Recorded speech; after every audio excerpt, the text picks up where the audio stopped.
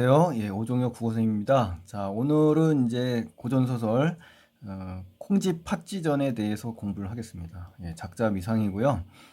예, 줄거리를 한번 보실까요? 예, 조선 중엽 퇴직관리 최만춘입니다. 최만춘은 아내 조 씨와 혼인을 하게 됩니다. 그래서 10년 만에 딸 콩쥐를 얻게 되죠. 하지만 콩쥐가 이제 태어난 지 100일 만에 이제 조 씨가 세상을 떠납니다. 그래서 최만추는 이제 배 씨를 후처, 즉 첩으로 맞이를 하죠. 그러면서 배 씨는 자기의 친딸인 팥쥐만을 위하고 콩쥐에게는 온갖 그 구박을 합니다. 그래서 괴롭히기만 하고, 그래서 이 배 씨는 인간으로서의 어떤 도저히 할 수 없는 일들을 콩쥐에게 시킵니다. 그리고 이 초월적인 힘의 도움으로 결국 콩쥐는 이 어려움을 극복하게 되거든요. 예. 그래서 직녀 선녀의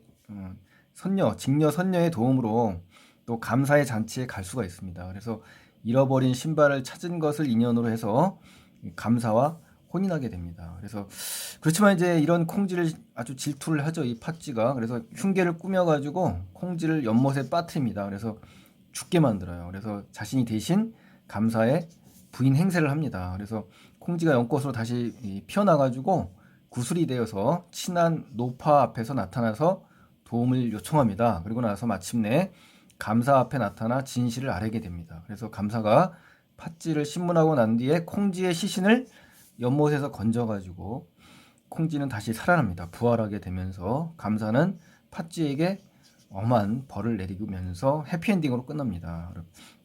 자, 이러한 구조는 뭐 대략 콩쥐 팥쥐는 이제 동화로 많이 알려져서 잘 아실 겁니다. 그렇지만 이제 고전 소설 우리 수능에서 나올 때는 조금 더 심화 학습을 하셔야 됩니다.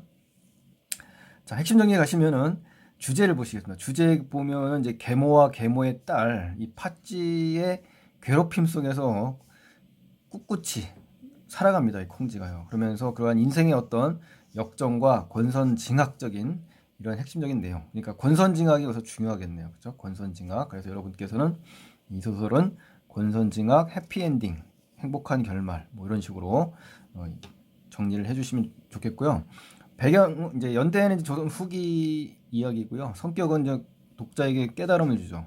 교훈적이고 또 비현실적인 전기적인 특성도 갖고 있다는 거 참고하시기 바랍니다. 그리고 고전 소설이고요. 가정 소설입니다. 가정 소설. 그리고 애정 소설입니다. 아셨죠? 예. 그래서 가정 소설을 좀 기억하시면 좋겠고요. 설상 특징에 가시면은 이제 세계적으로 널리 알려져 있는 우리 신데렐라형 설화잖아요. 이 설화를 갖다가 활용해 가지고 소설로 재구성한 겁니다. 여러분 아셨죠? 예. 단순한 설화에 이 권선징악적 주제를 부여합니다. 그래서 소설로 재탄생이 된 거거든요. 그래서 굉장히 이색적이고 특색이 강합니다.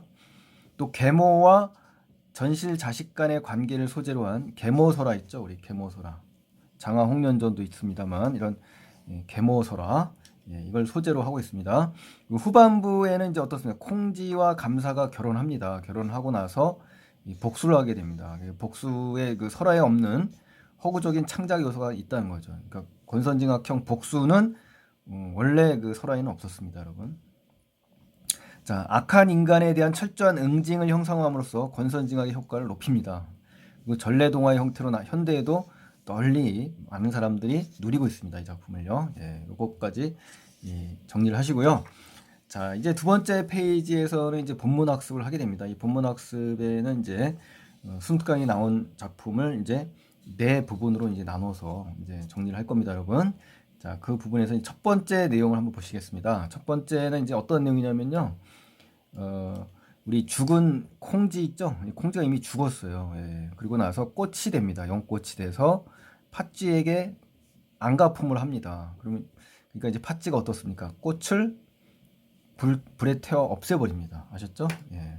자, 여기 장면 한번 보실까요? 하루는 이 감사는 이제 콩쥐의 그 남편입니다. 아셨죠? 예. 신기가 불평하여, 신기라는 건 몸의 어떤 기력과 기운입니다. 그래서 이게 굉장히 불편해서 일찍이 공사라는 건 이제 공무원이지 않습니까? 그러니까 공무를 마치고 연못은 이제 어떠한 공간이냐면요. 여러분 바로 콩쥐가 팥쥐에게 해를 입은 장소잖아요. 그죠? 예, 이 장소 뒤에 뭐 연결해서 나오겠습니다만 일단 먼저 말씀드리면 콩쥐가 팥쥐에게 해를 입어서 죽게 되는 그런 공간이라는 거 아시기 바랍니다. 그 앞으로 이제 배회합니다. 이렇게 딱 우연히 이제 감사가 배회라는 건요 아무 목적 없이 이리저리 돌아다니는 겁니다. 아셨죠? 방황하는 거예요. 그 연못 가운데로부터 전에 없던 연꽃 한 줄기. 그러니까 원래 없었다는 것은 새로 생겼다는 거죠. 그러니까 새로 생겼다라는 것은 그 의미를 잘 생각해 보셔야죠. 없었는데 생겼다. 이건 바로 이 연꽃의 의미 중요한 거겠죠. 그러니까 그렇죠? 바로 콩쥐가 어때요? 죽어서 변신한 겁니다. 그래서 콩쥐의 어떤 현신 이걸 볼 수가 있죠. 그래서 변신 모티브라 그래가지고 우리 설화에 또 차용돼서 소설로 쓰여지지 않습니까? 변신 모티브가 여기서 담겨져 있다는 거 한번 참고를 해주시면 좋겠고요.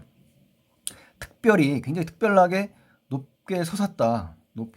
그리고 그 꽃도 기려하다. 기려라는 건 아주 그 곱고 아름답다는 뜻입니다. 굉장히 곱고 아름다운 그러한 꽃의 이미지가 나왔어요. 그래서 비길 데 없다. 누구한테 어떤 꽃도 비길 데 없을 정도로 그만큼 아름답다는 얘기죠. 그리고 그래서 자연스럽게 사랑하는 마음이 생기겠죠. 그렇죠? 그래서 그 감사가 어떻습니까? 그 꽃을 꺾었어요. 그리고 나서 연당이라는 건요. 그 당시에 조선시대에 연꽃을 구경하려면 연못에 어떤 정자를 지어놓지 않습니까? 그 정자 이름이 이 연당인 겁니다. 그렇죠? 연꽃을 구경하기 위한 일정한 거처라고 생각하시면 되겠죠. 그 방문이에 꽂아놨어요.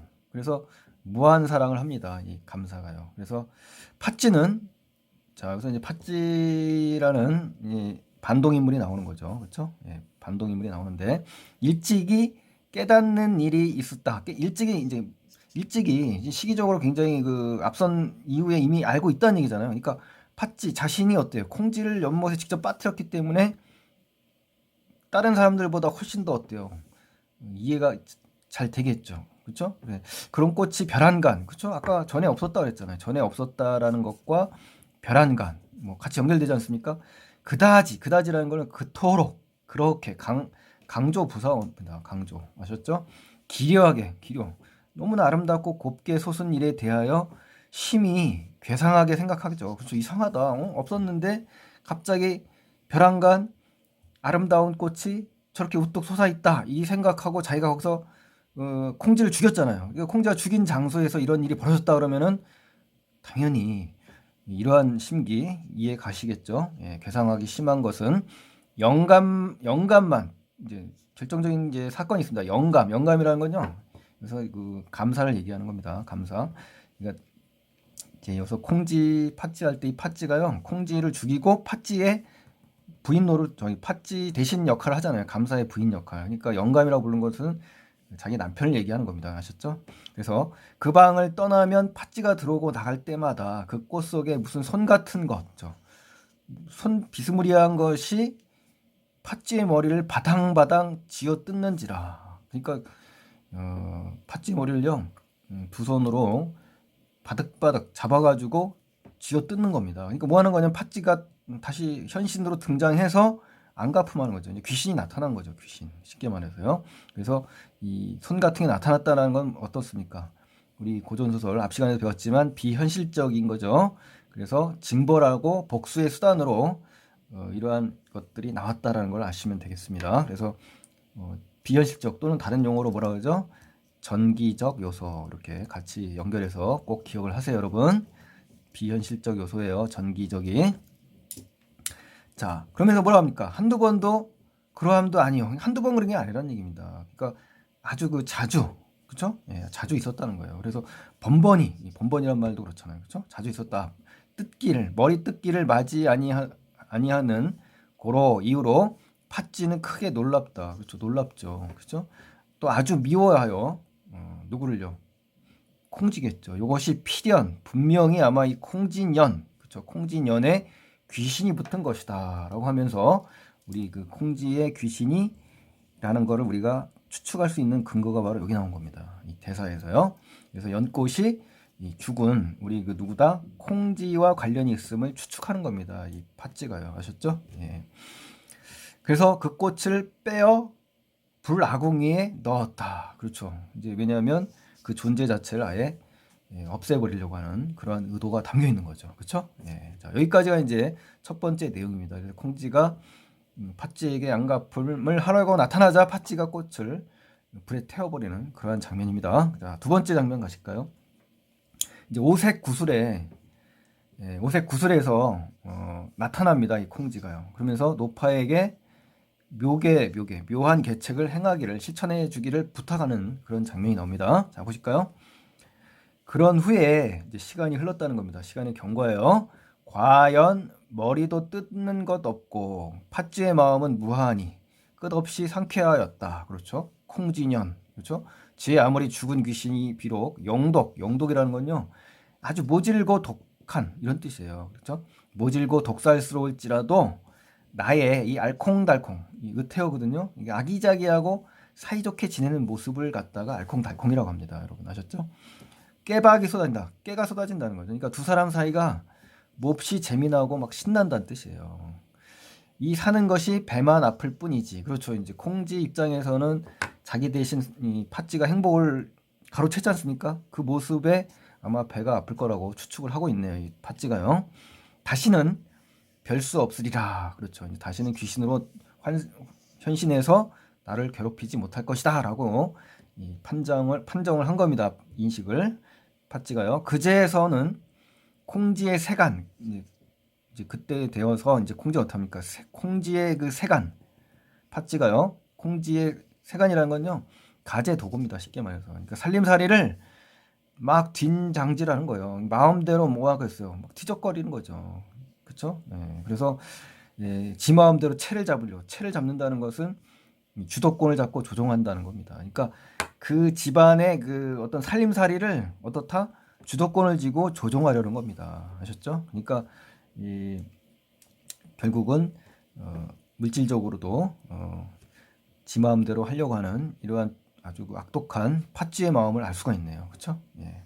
자, 다시 이상한 일이 또 생겼대요. 이제 평안한 줄 알았는데 다시 또 한 번 이상한 일이 생겼다 이거죠. 팥쥐 입장에서죠. 그렇죠? 예. 자, 이웃집 할머니가 있었어요. 근데 불씨를 얻으려고 감사댁 내야에 들어와. 그렇죠? 예. 이왕이라는 건 이전에. 그렇죠? 예. 감사 부인과 친한 까닭으로 근거가 나왔죠. 그래서 그러니까 감사 부인은 이 콩쥐입니다. 콩쥐. 그렇죠? 원래 전 부인은 전 부인이 아니라 이제 부인이 콩쥐입니다. 전 부인이 아니라 지금 감사 입장에서는 이 팥쥐가 자기 부인이 팥쥐라는 걸 모르고 있는 겁니다. 콩쥐인 걸로 알고 있는 거죠. 그렇죠? 그러니까 이 감사 부인은 콩쥐입니다. 무조건 콩쥐. 예. 감사 부인과 친한 까닭으로 노파는 어때요? 콩쥐가 죽기 전부터 서로 친하게 이렇게 지냈다는 걸 이 부사어로 알 수 있겠죠. 그렇죠? 예. 그래서 여기서 이상한 일이 생기는 건 이웃집 할머니가 와서 이제 느끼는 거네요. 그러니까 보니까 팥쥐 입장보다는 바로 연당 아궁이에 이르러 불을 떠가려 하는데 아궁이 속의 불은 씨도 없이 꺼지고 난데없는, 그렇죠? 예, 근거 없는 뭐가 나타납니까? 바로 오색 구슬이 나타나요. 오색 구슬. 자, 그러니까 이게 뭐냐면은 아궁이에 던졌던 그 꽃이 어떻다? 다시 변신된 겁니다. 아셨죠? 꽃이 뭐로 바뀌었어요? 이제 오색 구슬로 바뀐 거예요. 그렇죠? 예. 그래서 이 한 아궁이나 대글대글. 자, 대글대글은 좀 어려운 단어인데 이게 뭐냐면요. 가늘거나 작은 물건들 중에서 아주 몇 개가 이렇게 턱 드러나요. 특별하게 드러나가지고 막 조금 붉거나 큰 걸 얘기하는 겁니다. 이게 쉽게 말해서 큰 거, 굵은 거 이렇게 생각하면 되겠네요. 구슬이니까 뭡니까? 굵은 구슬. 아주 커다란 구슬이라고 생각하시면 되겠네요. 그래서 노파는 뭐라 그래요? 욕심이 나겠죠. 그렇죠? 견물생심 아닙니까? 견물생심. 그렇죠. 이런 거 뭐 한자로 우리 견물생심이라고 하죠. 물건, 욕심나는 물건 보면 어때요? 갖고 싶은 마음이 생긴다. 뭐 이런 그 한자도 있지 않습니까? 그러니까 이제 이 노파의 심리가 그렇다는 거죠. 이 허겁지겁은요. 허둥지둥, 갈팡질팡. 그러니까 그 원래의 목적보다도 어떻습니까? 이 구슬에 대한 욕심 때문에 지금 허겁지겁 지금 허둥대는 장면입니다, 여러분. 그래서 이 구슬은 사실 어떠한 기능을 하는 거냐면 콩쥐와 노파를 연결하는 매개체가 됩니다. 중요한 소재예요. 그래서 새로운 사건이 유발되는 그러한 소재로 작동하니까요. 이 오색 구슬을 반드시 잘 기억을 해두시면 좋겠습니다, 여러분. 우리 연꽃과 이 오색 구슬은 상당히 중요한 소재입니다, 여러분. 모두 치마 앞에 쓸어 담아 가지고 급히 집으로 돌아와서 쉬쉬하며 반다지는 이제 괴짝 모양의 이 살림 가구입니다. 여러분 아셨죠? 예, 반다지 뚜껑 위아래로 열었다 닫았다 하는 겁니다. 아셨죠? 괴짝 모양이에요. 속에 감추어 두었더니 천만 뜻밖의 반다지 속으로부터 할멈 부르는 소리가 나는 거예요. 아, 이게 사람의 목소리가 들리는 겁니다. 그래서 이 죽은 콩쥐가 내는 목소리거든요. 그러니까 이런 것도 뭐라고 볼 수 있어요? 비현실적이잖아요. 그렇죠? 비현실적인 사건이 지금 드러나고 있는 겁니다. 그래서 우리 이런 거를 뭐라고 한다? 전기성을 갖고 있다. 전기적 요소다. 이런 거 연결해서 알아두시면 좋겠습니다. 흡사한 비슷한 감사 부인 목소리가 들린지라. 그렇죠? 예. 노파는 자, 이웃집 할머니예요. 놀라 반다지 문을 열고 보니 완연한 분명히 확실한 감사 부인이 어찌한 까닭인지 그 속에 앉아 노파에게 반생을 한다. 반생한다는 건 매우 반가운 얼굴을 한다는 얘기입니다. 그러면서 말하기를 자 다음 페이지 가보실까요? 자 내가 본데라는 건 이제 본디의 사투리입니다, 여러분. 그래서 이런 거 해석할 때 이렇게 해주셔야 자연스럽게 해석이 됩니다, 여러분. 콩지라는 사람인 것은 콩지라는데 김감사 혼인할 때 자 여기서 나왔죠. 김감사 혼인한다. 두 사람이 이제 부부라는 걸 확실히 알 수 있겠죠. 예. 이골 사람이 모르는 자가 없거니와 우리 서모는요 이제 계모입니다. 계모 아셨죠? 데리고 들어온 딸 팥쥐 자 악랄한 우리 반동인물 팥쥐라는 계집아이가 있는데 항상 나를 모해하고자 한다. 모해라는 건요 이 꾀를 써가지고 남을 막 해코지 하는 겁니다. 즉 해치는 겁니다. 여러분 아셨죠? 이번에 무슨 사정으로 나를 찾아왔다가 여차였다. 우리 고전술에 이런 말 나오죠. 많이 여차였다. 자 이건 뭡니까? 어떤 사건의 내막을 긴 이야기들을요 요약하면서 말해주는 내용입니다. 그래서 팥쥐가 여기서는 어떻다? 콩쥐를 유인해서 연못에 밀어 죽인 일을 얘기하는 겁니다. 그러니까 이 여차여차란 말은 시험에도 가끔 보이더라고요. 보니까 요약하면서 그 사건, 긴 사건의 내막을 이야기하는 겁니다. 여러분 아셨죠? 예. 그 연못에 빠져 죽은 사실까지 낱낱이 고하고 다시 노파의 귀에 입을 대고 여차여차 또 나왔네요. 여차여차. 이 여차여차는 여기서 어떤 거다? 어떠한 그 긴 이야기를 짤막하게 요약한 거죠. 그러니까 여기서 어떤 내용이냐면요. 감사가 노파의 집으로 오게 해달라는 부탁을 하는 겁니다. 아셨죠? 예. 그래야 이제 감사에게 자기의 사정을 이야기할 거 아닙니까? 그렇죠? 묘계라는 말은요. 아주 묘한 계책입니다. 그러니까 매우 교묘한 꽤, 즉 달리 말하면 묘책인 거죠. 묘책. 아셨죠? 예, 아주 그 묘한 계획 이런 거예요. 가르쳐 주었습니다. 누구에게? 콩쥐가 그 노파에게. 아셨죠? 예. 자, 이제 세 번째 이제 내용으로 가시면은 콩쥐가 가르쳐준 그 묘한 계책을 시행하는 노파의 모습이 나옵니다. 그래서 이 노파는 이제 어떤 인물이냐? 콩쥐의 도우미죠, 도우미. 이 조력자. 우리 보면은 신화나 이런 부분에 많이 나오죠. 그래서 어떤 영웅 소설에 또 많이 나오잖아요. 그렇죠? 네, 조력자 역할. 이 노파가 바로 여기서는 조력자 역할을 하는 거네요. 이상스럽고 무서운 생각에 머리를 조아리며 응락하고 그 묘계를 시행한다. 그 남에게 빚도 내고 여간 벼썸도 찌어. 그러니까 이제 나름대로 이 돈을 장만한 겁니다. 예. 그래서 진수성찬을 차립니다. 진성찬이라는 거는 뭐 여러분 잘 아시겠지만 그래도 푸짐하게 잘 차린 맛있는 음식이에요. 그래서 성찬, 수륙, 준미 이러한 단어들도 유사하다는 것도 어휘력을 늘리기 위해서 한번 정도 보시면 고맙겠습니다. 수륙, 진미 이런 단어와 같아요. 이 잔치. 자, 이 잔치의 기능은 어떤 기능이냐면요.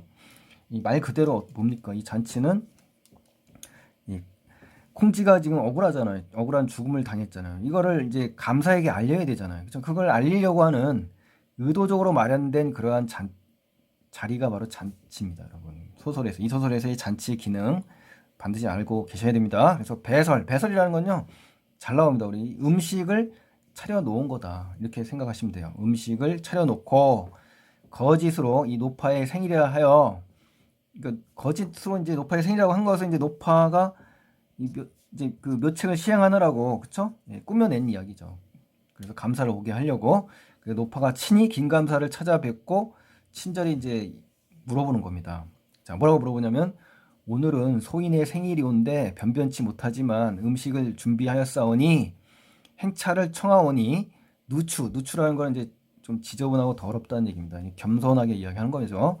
이 천인의 집일지라도 백성의 솟는 정, 이 백성의 이 정성스러운 마음을 하렴이라는 단어는 허락하 또는 승낙, 응낙이라는 얘기입니다. 그러니까 허락하시어서 잠시 행차하시면 한 잔 박주라는 건요, 남에게 대접하는 술을 겸손하게 이르는 말입니다, 여러분. 그러니까 겸손의 말이 이제 담겨 있는 거죠.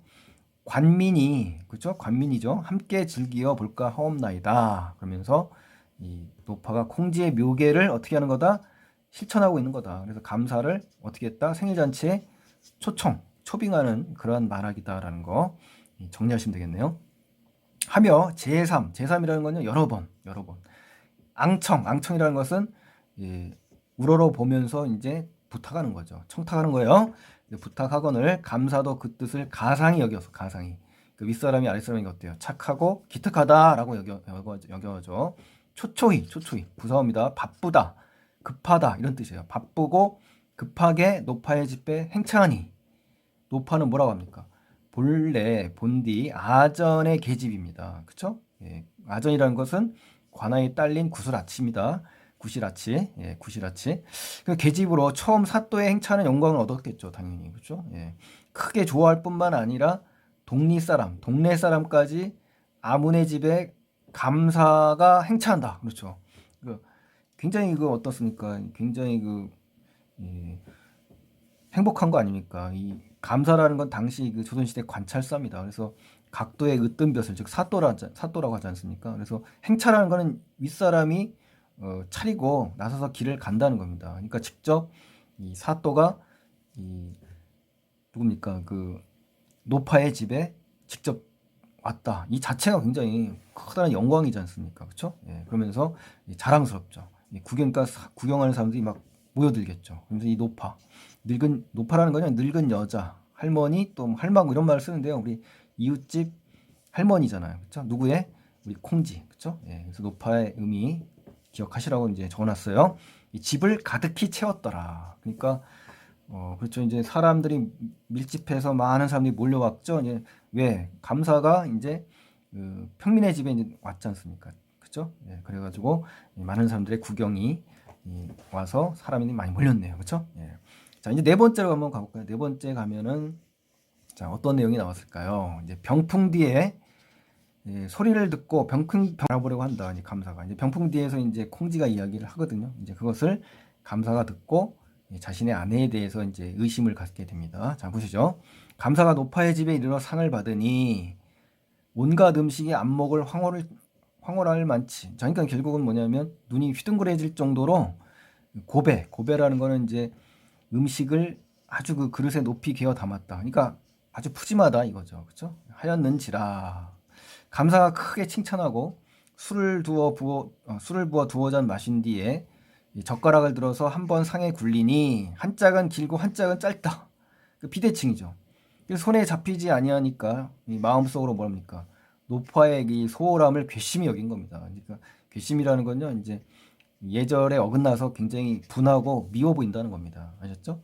생각하여 좋지 못한 기색으로 얼굴빛으로 참다 못하여 젓가락의 짝 틀림을 말하겠죠, 당연히. 그렇죠? 네, 그러면서 노파는 미처 대답하기 전에 자, 여기서 젓가락의 짝 틀림이 무슨 의미를 담고 있냐면요.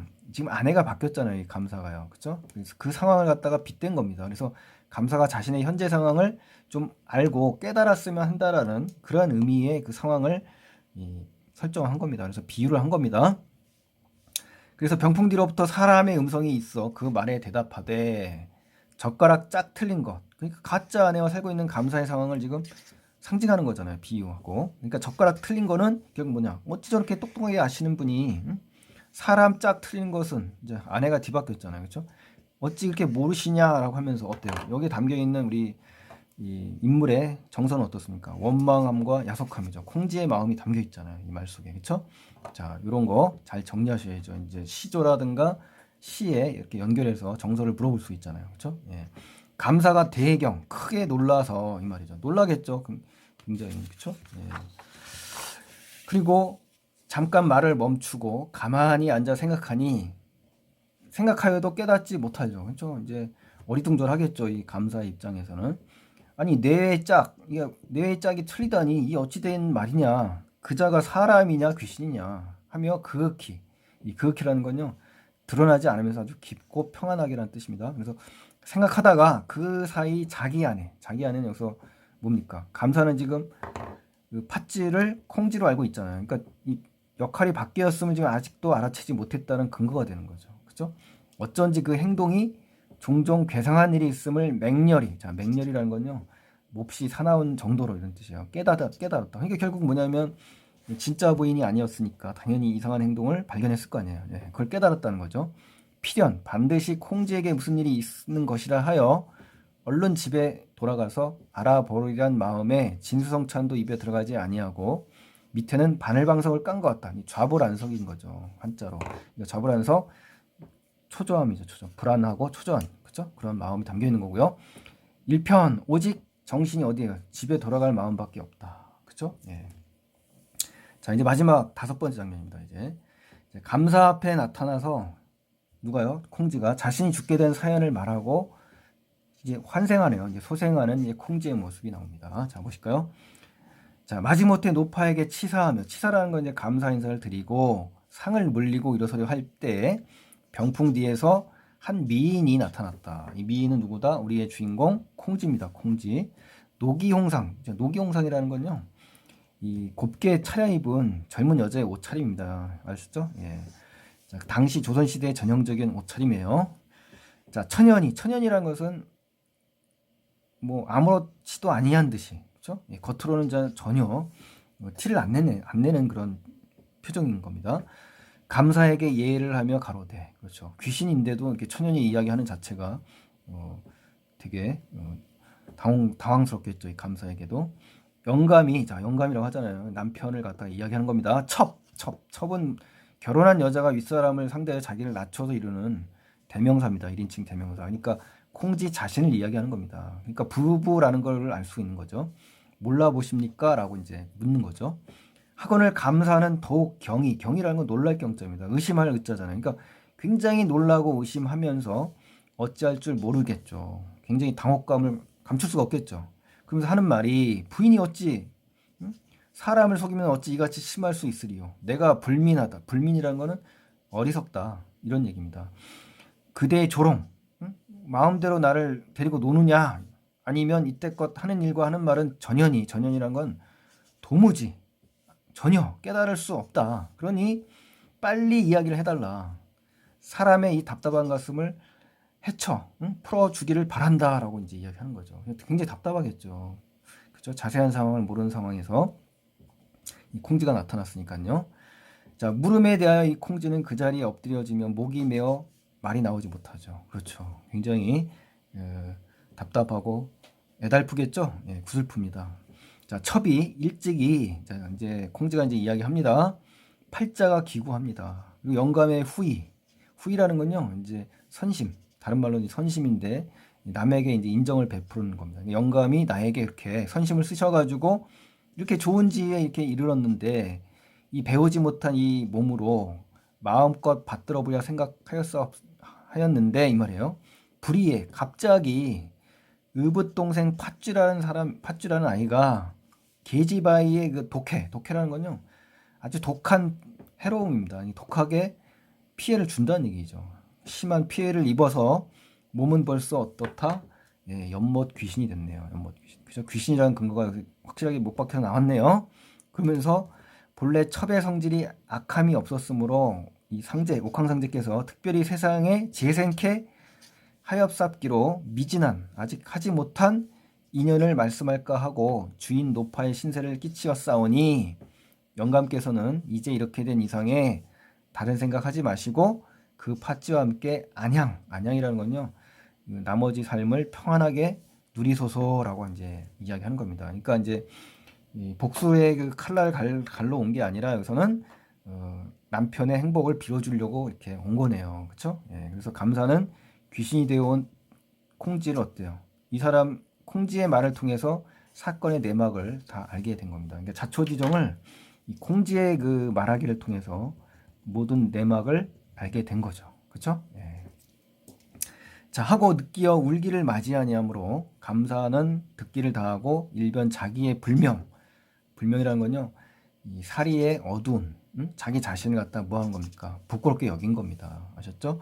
이 팥쥐의 소행이 절통하여, 절통이란 건 원통하다 이거예요. 뼈에 사무치도록 원통하여 곧 선화당은 이제 이 관찰사가 사물을 보는 곳입니다. 자기가 이 사무 보는 그러한 곳에 가서 좌기라는 거는 이 출근하여 일을 시작하는 겁니다. 그래서 자기가 직접 출근해서 이 말이겠죠.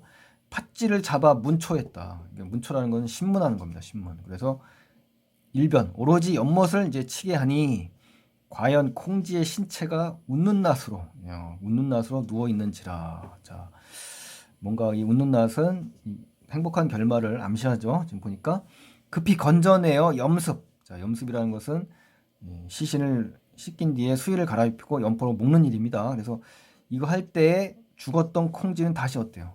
숨을 통하며 완연히 뚜렷하게 회생했대요. 회생. 야, 부활했냐. 이것만 봐도 어때요? 굉장히 그 행복하죠. 결말이 아주 그 해피하게 끝날 거로 이제 추측이 되죠.